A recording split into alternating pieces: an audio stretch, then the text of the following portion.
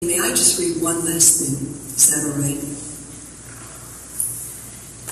It's just an excerpt from a letter at the end of the 1st century to a man named Diogenes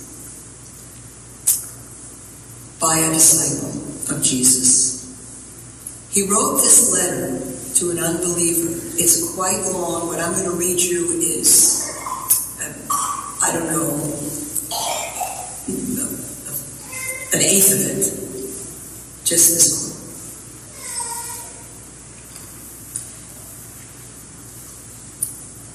Christians, he says, to this unbeliever, are distinguished from other men, neither by country nor language, nor the customs which they observe. For they neither inhabit cities of their own, nor employ a peculiar form of speech, nor lead a life which is marked out by singularity. The course of conduct which they follow has not been devised by any speculation or deliberation or of inquisitive men, nor do they, like some, proclaim themselves the advocates of any merely human doctrines.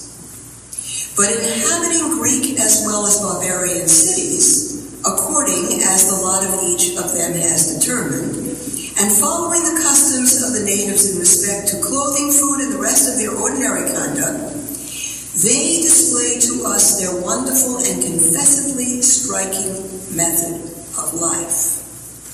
He then goes on to describe the Christian who is in the world and not of it.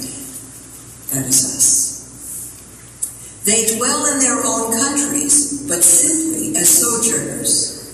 As citizens, they share in all things with others, and yet ignore all things as if foreigners. Every foreign land is to them as their native country, and every land of their birth as a land of strangers. They marry as do all others, they beget children, but they do not destroy their offspring. This is the definition of Christian. They have a common table, but not a common bed. They are in the flesh, but they do not live after the flesh.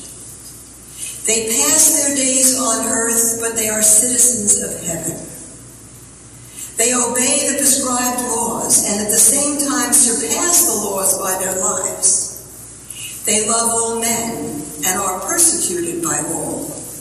They are unknown and condemned. They are put to death and restored to life. They are poor, yet make many rich.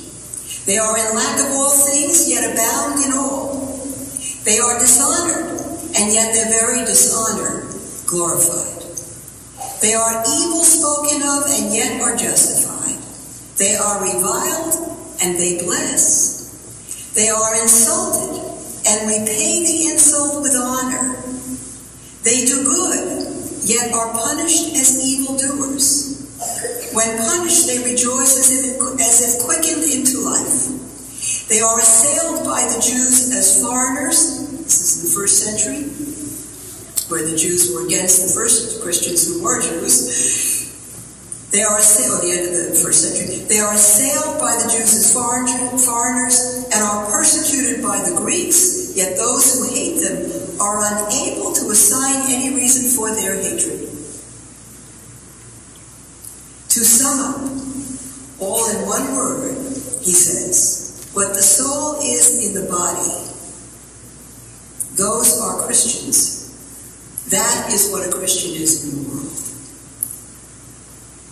And then he goes on to an extensive list of comparing the soul of the body to the soul of a Christian in the world. I picked out just 3 of those points. The soul is imprisoned in the body, yet preserves that very body. And Christians are confined in the world as in a prison, and yet they are the preservers of the world. That's what salt and light is. Salt preserves. The soul, when but ill provided with food and drink, becomes better, i.e. through fasting. In like manner, the Christians, though subjected day by day to punishment, increase the more in number.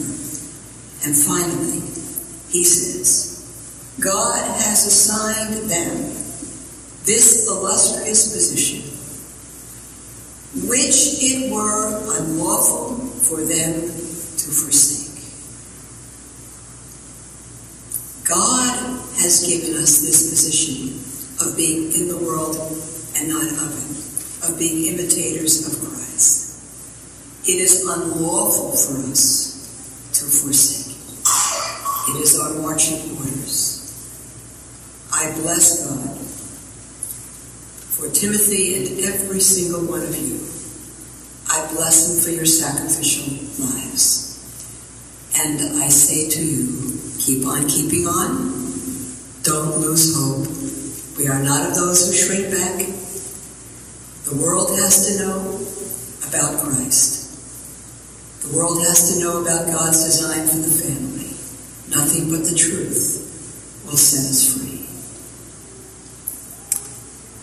Hold nothing back from God, my brothers and sisters. I bless him for you.